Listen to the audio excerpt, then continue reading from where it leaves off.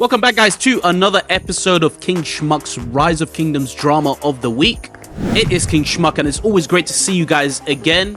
And as always, we're going to be doing a countdown of all the dramas that occurred in the past week in Rise of Kingdoms. Don't forget to press that subscribe button. Like I said, it is extremely difficult to dish out some of these videos as I have to do a ton of investigation and a lot of searching just for these stories to end up not on the video, just because of lack of evidence or inconsistencies in the stories, so they end up being a complete waste of time. Last drama of the week was probably the most performing drama of the week video, so let's see if we can beat the last video's performance. Today's video will also have some juicy content as always, and I do appreciate a like and a comment to show your appreciation for these videos. Let's get started with the first segment. I hope you guys enjoy.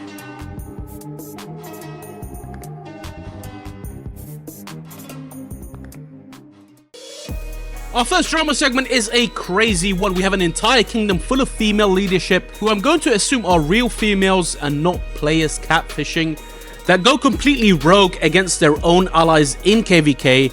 They've had not one but multiple instances where they basically turn on their own camp mates just for the sake of ruining the KVK for their own allies. I'm not talking about betraying their allies from a different camp, I'm talking about from within your own camp. A kingdom dedicated to completely ruin the KVK experience for their own allies in that same camp. This kingdom is 2551, and if you have them as allies in your own kingdom and they're in your camp, then you're in for the most draining and the most annoying KVKs, because they are accused of the following. 1. Not contributing enough to KVK and going AFK during wars. 2. Demanding stars even if they don't contribute. 3.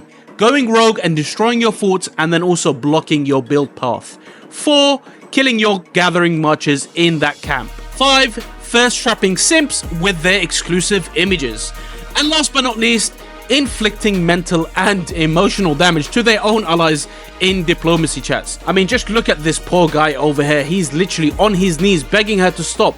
He's asking the king of 2551 to stop what she's doing, but she's not giving a damn. He's literally breaking down each second that goes by, and I have never ever seen somebody beg that much in my entire life in this game. Bro, honestly, she doesn't give a damn about this dude's feelings, and he's getting violated by the second.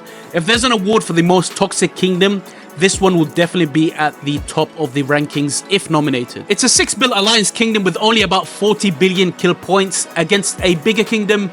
They are nothing but ants, but against DC kingdoms, they're a nightmare to deal with. I've reached out to them to maybe conduct an interview or a follow-up, but nothing's come back yet. I might give you guys an update on the next video or a live stream confronting these guys about their antics.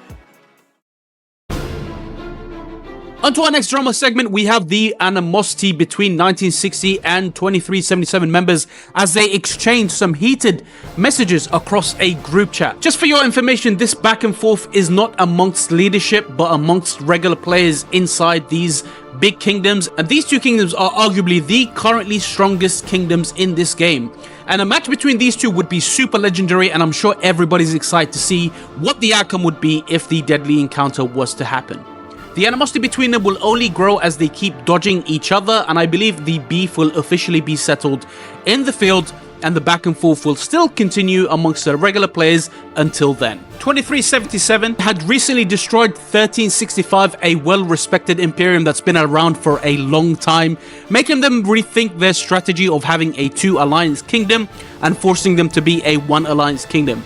We can only anticipate what will happen if 2377 and 1960 match against each other.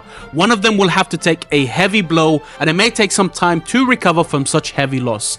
All the best to both kingdoms though. They've been running their kingdoms with such success, and I hope that I will still be playing Rise of Kingdoms when they end up against each other to cover the heat. Our last 2 segments will be about terrible kings who made terrible mistakes. In fact, one of those kings I've already made an entire episode for, and if you haven't watched that one, please do check it out, because it does have some of the more intense details about the particular person I will be talking about. Our first point of discussion is this player named Manji, who was an ex-king. He tried to merge into another kingdom in hopes for rotating the R5 and kingship and helping the new kingdom that he's in by being the leader. Unfortunately for him, he was accused of migrating only deadweights that do not perform in KVK. He, however, began causing problems because he wasn't given the king title, and he was also getting upset when alliance members would correct him or tell him how to run things. He officially decided to go rogue, but before doing that, he did stock up the passports mid-KVK to completely dismantle the alliance's ability to build flags. He then announced that he will go rogue during MGEs and attack players in safe zones. I don't know about you guys, but personally I wouldn't get this salty over R5.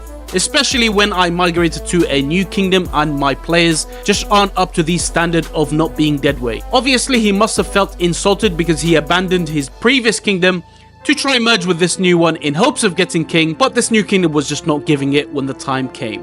Manji tried to go rogue in the kingdom, but ultimately he ended up migrating away as things didn't work out for him in that particular kingdom. And now for our last segment, it's the one and only Blackjack, the Toxic King I've already made a previous video about, and unfortunately he ended up causing more problems, which put him on the spotlight again. I don't believe he learned his lesson, and now he's back to banishing players from the alliance for minuscule things and ruining his kingdom's reputation during KVK by disrespecting allies. Unfortunately, one of his alliance members contacted me again and let me know that he's made a big mistake migrating to his kingdom and that he's back to his usual antics.